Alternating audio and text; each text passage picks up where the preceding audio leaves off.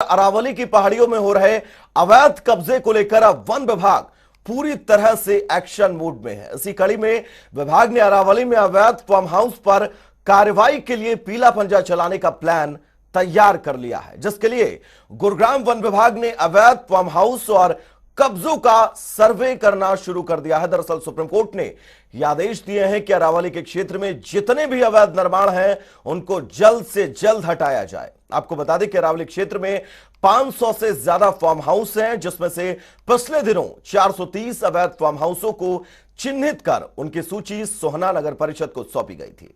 नगर परिषद ने 330 को नोटिस भी जारी किया था और करीब 40 अवैध फार्म हाउस के खिलाफ कार्रवाई की गई थी। बावजूद इसके अरावली क्षेत्र अवैध कब्जे और अवैध निर्माणों से मुक्त नहीं हो पाया है।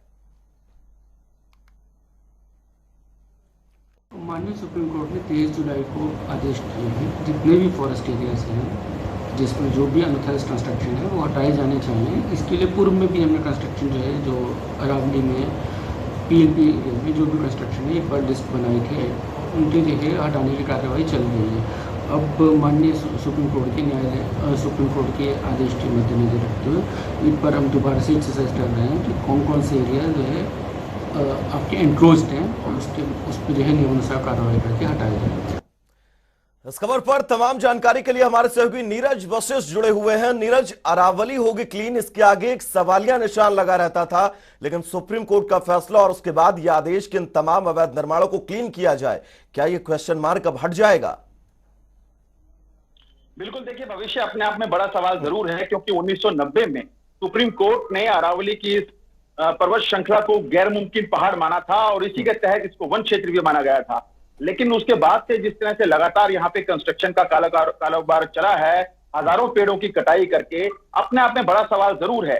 ना तो इसको लेकर कभी माइनिंग विभाग ने ही संज्ञान लिया और ना ही फॉरेस्ट डिपार्टमेंट ने इस पूरे मामले पर संज्ञान लिया था, क्योंकि अब खोरी को लेकर जिस तरह से फजीयत हुई है डिपार्टमेंट की, खासतौर पे फॉरेस्ट विभाग की, इसको लेकर अब कहीं ना कहीं अरावली पर पैनी नजर जरूर है फॉरेस्ट विभाग की। और वन मंडल अधिकारी की माने तो एक सर्वे कराया जा रहा है कि बीते कुछ सालों के दौरान किस तरह से फार्म हाउस अवैध तौर पर यहाँ पे बसाए गए थे और किस तरह से पेड़ों की कटाई की गई है। हजारों पेड़ों की कटाई यहाँ पे सामने आई है।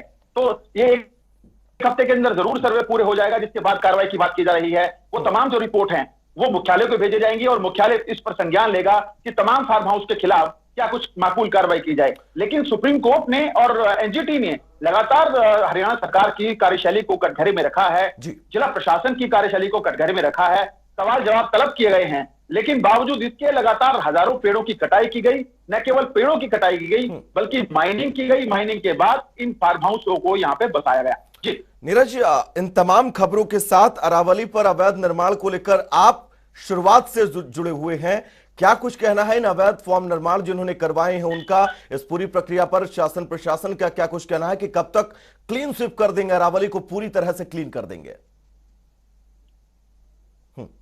देखिए, बिल्कुल ऐसा होना जो है वो संभव नहीं नजर आ रहा है, क्योंकि अरावली के अंदर जो आशियाने हैं वो करोड़पतियों के हैं, वो नेताओं के हैं, वो एडवोकेट के हैं, वो तमाम नौकरशाहों के हैं।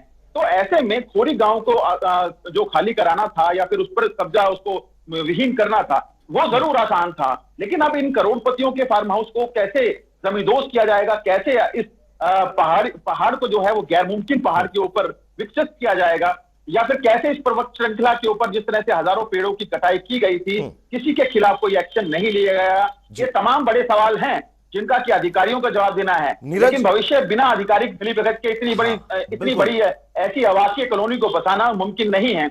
यहाँ पे सीएलयू तक जारी किए गए हैं नामी स्कूलों को। तो ऐसे में बड़े सवाल जरूर हैं सरकारों की कार्यशैली पर, जिला प्रशासन की कार्यशैली पर। जी नीरज, सवाल वाकई जरूर है, लेकिन फरीदाबाद के खोरी गांव में जिस तरह से लाखों लोगों को बेघर कर दिया गया क्योंकि उन्होंने अवैध निर्माण किया था और माननीय उच्चतम न्यायालय ने फैसला दिया कि इन सभी घरों को तोड़ा जाएगा क्योंकि अवैध निर्माण है। जब हम इन अवैध फार्म हाउसों की तरफ बढ़ते हैं तो यह बड़ा सवाल निशान क्यों लग जाता है, क्योंकि अमीर हो या गरीब नियम सबके लिए एक होने चाहिए। जी बिल्कुल, देखिए खोरी गांव के बाद कहीं ना कहीं जो फरीदाबाद के अंदर अरावली श्रृंखलाएं हैं वहां पे भी बहुतायत में इस तरह के फार्म हाउस हैं। लेकिन वो फार्म हाउस संचालक तमाम जो है उन्होंने सुप्रीम कोर्ट का रुख किया, क्योंकि खोरी गांव के लोग गरीब थे, वो सुप्रीम कोर्ट का रुख नहीं कर पाए, अपनी बात को उनके सामने समक्ष नहीं रख पाए। तो एक बड़ा कारण जरूर है कि जो आलीशान महलों में रहने वाले लोग हैं वो कहीं ना कहीं उन्होंने सुप्रीम कोर्ट की तरफ रुख कर चुके हैं, जिसके बाद कहीं ना कहीं जो तोड़फोड़ की कार्रवाई थी फरीदाबाद के अंदर, फरीदाबाद की अरावली श्रृंखलाओं में, ये बड़ा सवाल है और होना भी चाहिए अगर अवैध निर्माण किसी भी तरीके का है तो। बहुत बहुत शुक्रिया नीरज आपका तमाम जरूरी अपडेट्स के लिए।